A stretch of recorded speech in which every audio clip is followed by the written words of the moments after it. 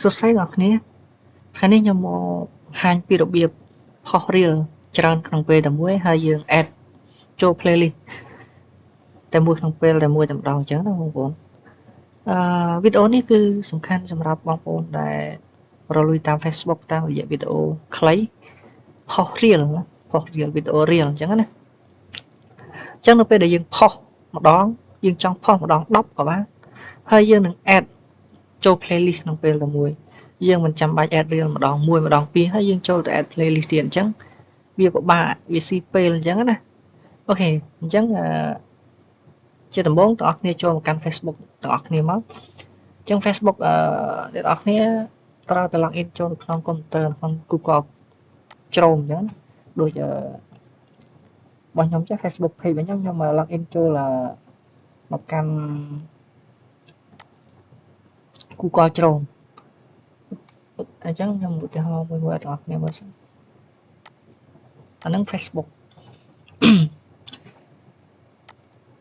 ការដំបូងយើង log in admin របស់យើងណា admin ដែលកាន់ page ដែលយើងត្រូវផុសនៅក្នុង Facebook យើង log in ចូលធម្មតាអញ្ចឹងមកអញ្ចឹងណាតទៅមកទៀតយើងចូលទៅ log in business suite អញ្ចឹងអ្នកគ្នាវាយពាក្យថា Meta business suite នេះមកនេះដូចខ្ញុំ Meta business suite ហ្នឹងហើយបន្ទាប់មកយើងយកឲ្យលើគេហ្នឹងបន្តមកទៀតបងប្អូនគ្នាចុច get start បន្ទាប់ពីបានហើយកន្លែងនេះអាកន្លែងឈ្មោះ page របស់យើង page យើងមានប៉ុន្មានហើយអា page ណាដែលយើងផុសយើងចង់ផុសណាផុស reel អញ្ចឹងយើង select យក page ហ្នឹងមកសម្រាប់ខ្ញុំយក page របស់ខ្ញុំនេះបន្តមកទៀតបងប្អូនចង់ផុស reel ច្រើនក្នុងពេលតែមួយហើយ add ចូលទៅកាន់ playlist តែម្ដងអញ្ចឹងបន្ទាប់មកបងប្អូនចូលមកកាន់ពាក្យថា content ហ្នឹងហើយ content ហ្នឹងមកហើយបន្តមកទៀត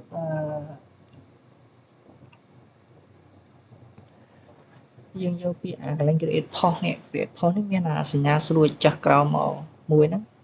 អញ្ចឹងយើងយកកន្លែងហ្នឹងមកចុចកន្លែងហ្នឹងមកវាមានពាក្យថា create story bold upload reel ហើយនឹង post reel across page go live អីចឹងទៅអញ្ចឹងយើងយកអា bold នេះ bold upload reel វីដេអូ reel អញ្ចឹងណាអូខេចឹងយកហ្នឹងមកបន្តមកទៀតនេះយើងនឹងឃើញទាំងបែបនេះ bold upload reel អញ្ចឹងយើង add វីដេអូនេះអាបេតុងកដាលនេះអញ្ចឹងយើងចុច add វីដេអូមកហ្នឹងហើយកន្លែងនេះជាវីដេអូដែលយើងត្រូវរើសឧទាហរណ៍ថាយើងចង់ផុសម្ដង10ឧទាហរណ៍1 2 3 4 5 6 7 8 9 10ខ្ញុំផុសចាប់ពីនឹងមកហើយខ្ញុំយកមកដល់នេះបាននេះហ្នឹងអ្នកនរគ្នាคลิกនៅលើវីដេអូដែលអ្នកនរគ្នាចង់ផុសមួយមកនេះคลิกមួយមកហើយយើងចុច save ជាប់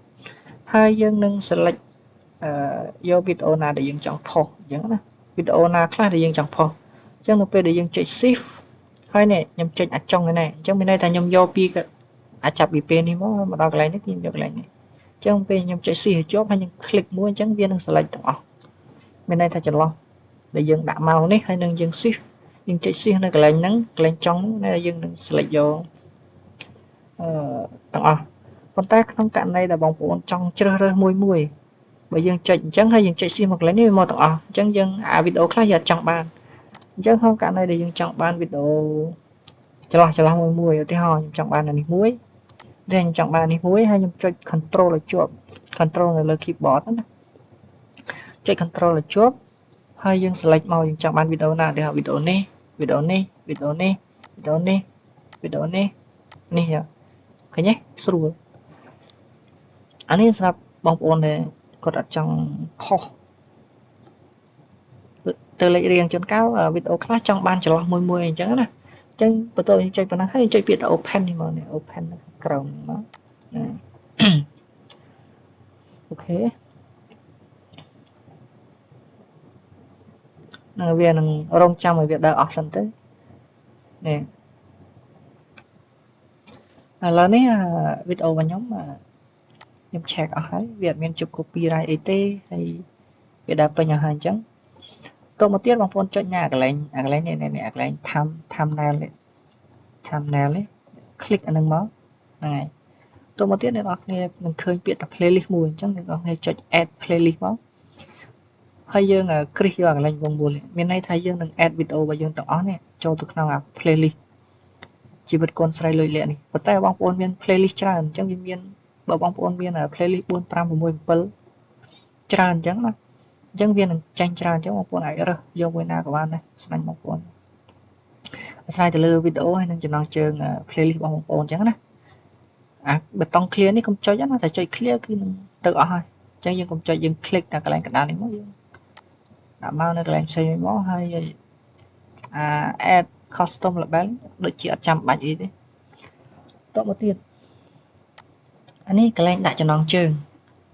កន្លែងដាក់ចំណងជើងណាប៉ុន្តែយល់អត់អ្នកនរគ្នាមិនបាច់ខ្វល់កន្លែងនេះទេបងប្អូនចុចកន្លែងមក edit option នេះមក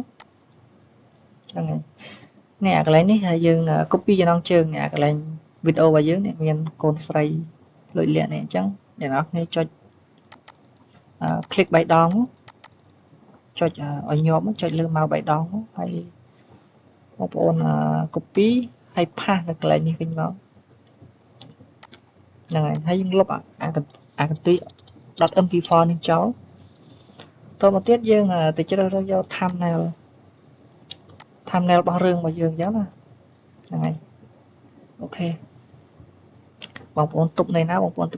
ប្រើយកខ្លួនឯងមកតមកទៀតបងប្អូនចុច Thanix ហើយចុច Thanix ហើយចុច save ហើយទាំងអស់នេះធ្វើដូចគ្នាទាំងអស់នឹងធ្វើដូចគ្នាទាំងអស់មកយើង copy ហើយយើង paste មកហើយយើងលុបនឹងចោលមកហើយទៅរក thumbnail របស់យើងមកអញ្ចឹងធ្វើដូចគ្នាទាំងអស់ហ្នឹងអាហ្នឹងធ្វើដូចគ្នាទាំងអស់ទោះបងប្អូនធ្វើអស់សពគ្រប់ហើយនេះវានឹងចាញ់ចំណងជើងឲ្យកន្លែងនេះ